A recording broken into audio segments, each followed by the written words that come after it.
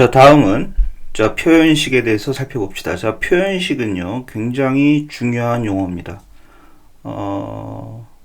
다음에 나오는 문이라는 용어와 표현식이라는 용어는 상당히 중요한 용어이기 때문에 확실히 알아둘 필요가 있습니다. 자, 표현식은 값으로 평가할 수 있는 문을 말합니다. 즉, 표현식은요, 평가되어져서 값을 생성하는 문입니다. 자, 앞서 살펴본 리터럴 있었죠? 리터럴도 결국 평가되어서 값을 만든다고 말씀을 드렸습니다. 따라서 리터럴도 평가될 수 있는 문, 즉 값으로 평가될 수 있는 문이므로 리터럴도 표현식입니다. 자, 이 예제를 한번 볼게요. 자, 여기서부터 여기까지는 변수 선언문이고, 자, 여기서부터 여기까지가 변수 할당문인데, 자, 여기에 100이라는 요게 뭐였죠? 요게 리터럴이었습니다. 그렇죠? 자, 이 리터럴은 아직까지 지금 실행이 안 됐다고 가정을 할게요. 지금 실행이 안 됐을 때는 리터럴인 상태이지만 이 문이 실행이 되어져서 할당이 이루어지기 직전에 이 리터럴은 자바스크립트 엔진에 의해서 값으로 평가되어집니다. 즉 메모리에 들어갈 준비를 한다는 얘기죠.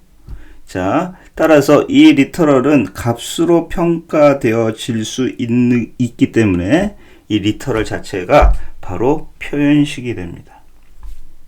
자, 다른 예제를 한번 볼까요? 자, 이것을 보시면은요, 요 50은 리터럴이죠. 요 50도 리터럴입니다. 그런데 요거는 뭐라고 부를까요? 요거는 연산자라고 부릅니다. 자, 우리가 익히 알고 있듯이 이 플러스 연산자는 좌항과 우항에 있는 값을 플러스 연산을 합니다. 수학이랑 똑같죠. 자, 50 더하기 50은 당연히 100이므로 이 50 더하기 50이라는 이 표현식이 평가되면 100이라는 값을 만들어냅니다. 따라서 여기서부터 여기까지가 표현식이 되고요. 이 표현식은 100이라는 숫자 값으로 평가되어진다. 이렇게 이야기할 수 있겠죠. 자, 아까 100이라는 리터럴 하나로 이루어진 것도 100이라는 값을 만들어내기 때문에 표현식이었습니다.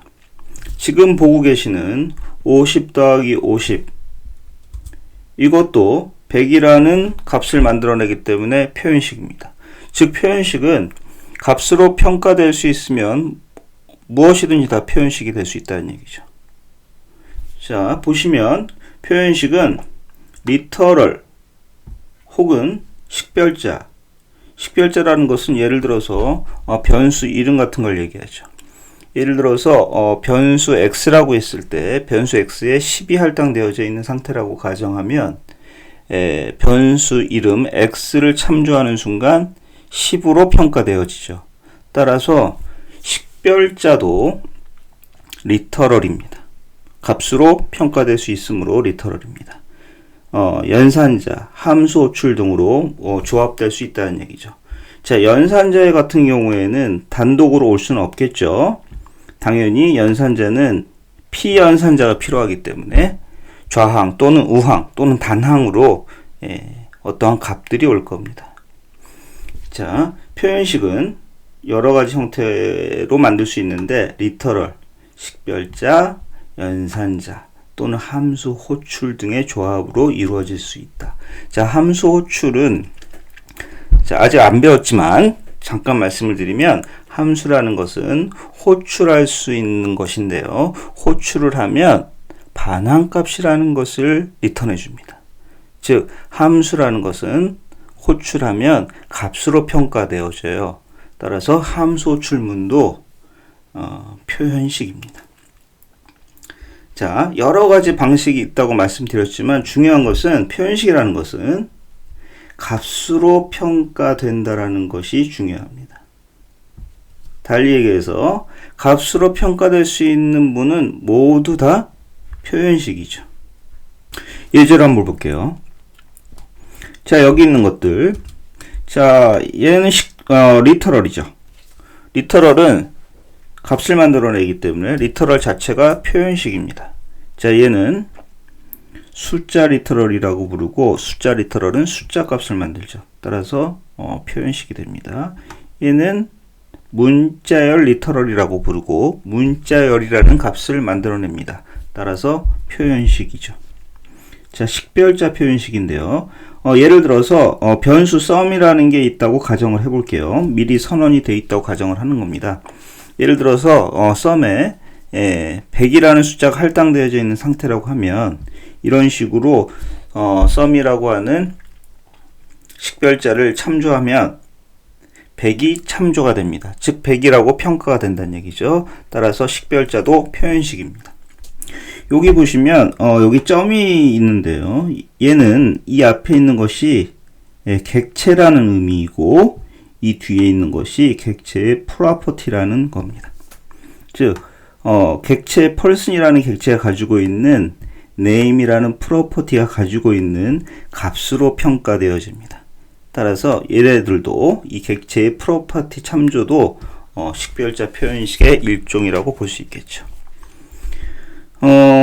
얘는요, 이 표기법을 보니까 이 ARR이라는 것은 배열인 것 같아요.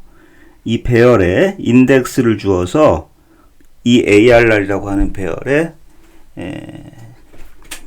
그러니까 0번째, 첫 번째, 즉 두 번째죠. 두 번째 요소를 참조하는 식별자 표현식이 되겠습니다. 이 세 개 모두 값으로 평가되어지기 때문에 다 표현식인 겁니다. 자, 다음 연산자 표현식이죠. 자, 리터럴은 값으로 평가되어지기 때문에 리터럴은 값과 동치이죠. 따라서 이게 값으로 평가되고 이것도 값으로 평가되어질 것이고요. 그리고 연산자에 의해서 더하기가 되어질 것입니다. 그래서 얘는 결국 30으로 평가되어집니다. 따라서 표현식이 되겠죠. 요거는 좀 특이한 건데요. 요거는 할당문이죠. 예를 들어서 sum이라는 변수가 있다. 그런데 10을 할당하였다. 그러면 이게 무슨 표현식이냐 할 수 있는데, 자바스크립트에서는 이 할당문은 표현식입니다. 값으로 평가되어진다는 얘기죠. 얘는 어떤 값으로 평가되어지냐면 할당한 이 값으로 평가되어집니다. 좀 나중에 한 번 더 설명을 드리도록 할게요. 자, 이거는요, 는이 두 개 있고, 그러니까 부정입니다. 요렇게 기호가 되어 있고, 는이 두 개 있는 거예요. 자, 얘는 sum이라는 식별자가 10과 같은지 다른지를 평가하는 것인데, 다르다면 10과 다르다면 true가 반환이 되고 10과 같다면 false가 반환이 될 겁니다. 즉 얘는 true, false로 평가할 수 있는 식이기 때문에 얘도 표현식이 되겠습니다. 자, 아까 잠깐 말씀을 드린 것 같은데 함수 호출문도 표현식이다 라고 했습니다. 자, 여기 보시면 얘가 함수인 것 같아요. 자, 선언은 미리 되어 있다고 가정을 하는 거니까, 자, 이 스퀘어라는 함수가 있다고 가정했을 때 이 가로를 열고 닫아서 호출을 하게 되면 이 함수가 반환하는 값이 있더라는 얘기죠. 그 값을 리턴 값이라고 하는데, 함수 호출문은 결국 반환 값, 즉 리턴 값으로 평가되어지기 때문에 함수 호출문도 표현식입니다. 우리 아직 살펴보지 않았지만 객체는 method라는 함수를 갖고 있어요. 가질 수 있죠. 자, 예를 들어서 person이라는 객체가 있고 그 person이라는 객체가 getName이라는 method는 함수라고 보시면 됩니다.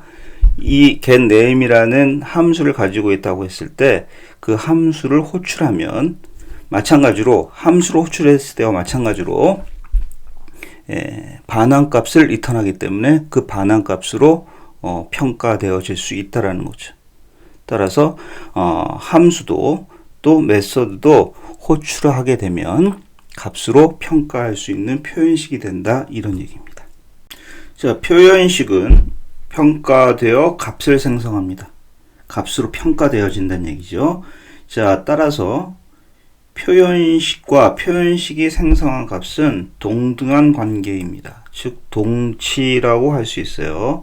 예를 들어 볼게요. 예를 들어서 수학의 수식에서 1 더하기 1은 1 더하기 2는 3이라는 식이 있다고 가정했을 때 이 1 더하기 2는 3과 동치이죠. 그죠? 자, 즉 1 플러스 2는 3과 같다고 할 수 있습니다. 자, 자바스크립트에서 표현식 1 더하기 2가 있다고 했을 때 이 1 더하기 2는 평가되어서 값 3을 생성합니다. 따라서 표현식 1 더하기 2는 값 3과 동치가 됩니다. 따라서 표현식은 값과 동일한 성질을 가지고 있다, 이렇게 볼 수 있어요. 이것은 무엇을 의미하냐면 값이 올 수 있는 위치에 자바스크립트 문법상 값이 올 수 있는 위치가 정해져 있다는 얘기죠. 그 위치에는 표현식도 올 수 있다라는 얘기입니다. 무슨 얘기냐면, 자, 연산자 표현식을 한번 볼게요. 자, 이 플러스 연산자, 즉 더하기 하는 이 플러스 연산자의 좌측과 우측, 좌항과 우항에는 반드시 무엇이 와야 되죠? 예, 값이 와야 됩니다. 값. 정확히는 숫자 값이 와야 되죠. 이 숫자 값이 올 수 있는 이 위치에는 무엇도 올 수 있다? 예, 리터럴만 올 수 있는 것이 아니고 표현식도 올 수 있다는 얘기입니다. 예를 들어서 이걸 지우고요. 예를 들어서 썸이라고 하는 식별자 표현식을 여기다 쓸 수도 있다는 얘기죠. 예를 들어서 썸이 10이라고 가정했을 때 여기 썸을 썼으면 썸은 10으로 평가되어지므로 10 더하기 썸이라는 표현식은 10 더하기 10, 즉 20으로 평가되어질 거다, 이런 얘기입니다. 그러면 자, 이 식은 어떨까요? 이 표현식. 자, 이 할당문의 경우에는 자, 이 할당 연산자가 있는데요. 이 할당 연산자의 우항에는 무엇이 올 수 있냐면 값이 올 수 있습니다. 값. 따라서 이 값이 올 수 있는 이 위치에는 표현식도 올 수 있겠죠. 하지만 이 우항에는 표현식이 올 수 있을까요? 이 우항에는 반드시 변수 식별자가 와야 됩니다. 그렇죠? 여기에 10 더하기 20이라는 것이 오면 어떻게 될 것 같아요? 에러가 발생할 겁니다. 따라서 값이 올 수 있는 위치가 문법적으로 정해져 있는데 그 값이 올 수 있는 위치에는 값을 생성하는, 값으로 평가할 수 있는 표현식도 올 수 있다라는 얘기가 되겠죠.